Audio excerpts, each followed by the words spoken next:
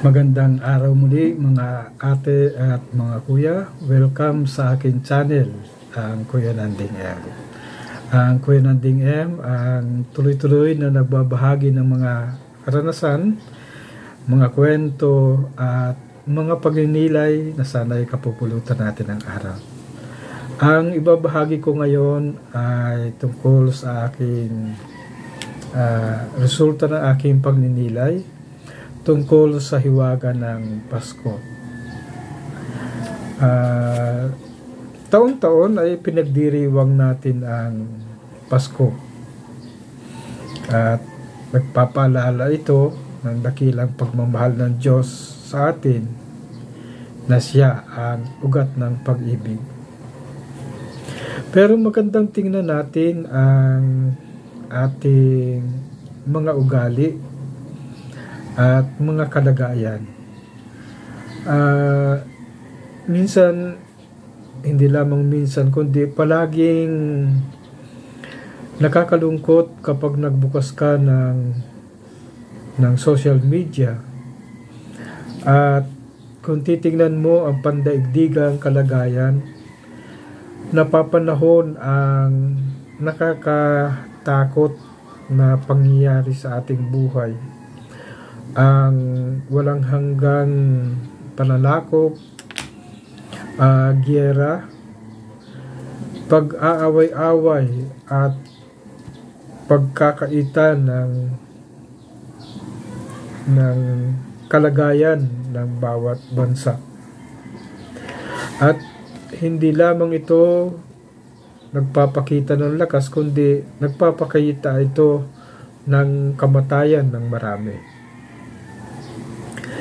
Sa balita din, makikita din natin ang walang talamak na hiwalayan, hindi pagkakaunawaan at maraming kamatayan.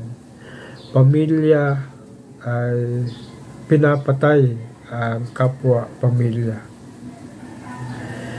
Narito din ang kawalan ng trabaho at kulang sa kaayusan sa pang-araw-araw na kalagayan at mga transportasyon ng mga tao. Nakakalungkot ang ganitong kalagayan. Kaya pinagninilayan ko ang ano ba talaga ang hiwaga ng Pasko. Sa ebanghelyo natin ngayon, ang pagkakatawang tao ng Diyos sa pamamagitan ng salita ay ipinadamo niya sa atin na buhay na tulad ng tao. Sabi ko, ano kaya ang kaugnayan nito sa kalagayan natin ngayon? Ano ang ipinararamdam ng Diyos sa atin sa kalagayan natin ngayon na talamak at puno ng mga hidwaan, mga pag-aaway-away at kamatayan? Nakakalungkot. Kaya ang isa sa pagninilay ko ngayon, at gusto ko sanang i-celebrate ang Pasko, pero napakahirap mag-celebrate ng Pasko sa ganitong kalagayan. Ang Diyos ay nagbigay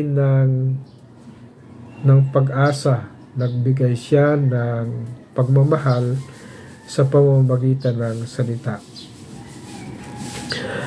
Ang isa sa napagnilayan ko ngayon, naramdaman din ng Diyos ang ating pakiramdam, ang kalungkutan, ang kabiguan, at tagumpay. At katulad ni Maria sa ebanghelyo natin ngayon, tinanggap niya ang salita at nanatili sa kanyang sarili sa kanyang buhay. At ito din siguro ang imbitasyon ng Diyos sa akin at sa atin, na manatili tayong connected sa Diyos at magkaroon ng pagtanggap na si Jesus ang simula at wakas ng ating buhay. Kaya kung babalikan natin ang ating buhay ngayon sa mga pag-aaway-away na ito, ano ang nais nating makuha? No? Gusto ba nating matulungan ang mga tao o pansarili nating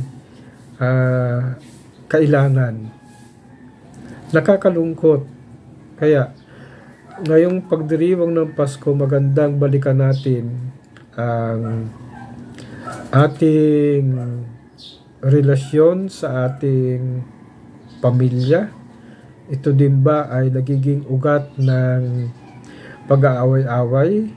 Ito din ba ay ugat ng hindi pagkakaintindihan o kamatayan ng komunikasyon? Ang Pasko ba ay nagbibigay sa akin ng pag-asa? Ang Pasko ba ay nagbibigay sa akin ng lakas? At nagbibigay sa akin ng katatagan ng pananalig sa Diyos?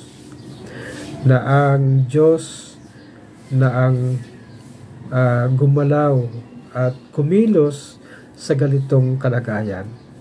Kaya ang wish ko ay sana'y matulungan din natin ang ating mga pamilya, ang ating kapaligiran at ang ating bansa, at gayon din ang ating pandaigdigang kalagayan sa pamamagitan ng panalangin, at magkaroon tayo ng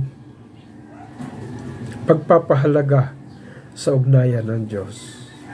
So, maligayang Pasko po at maligong bagong taon sa atin lahat, at sana ay hindi lungkot ang ating nararanasan ngayon, kundi ito ay Diyos ng pag-asa, Diyos ng kapayapaan, at Diyos ng pag-ibig. So, ito po muli si Kuya Nanding bumabati ng Merry Christmas po sa ating lahat.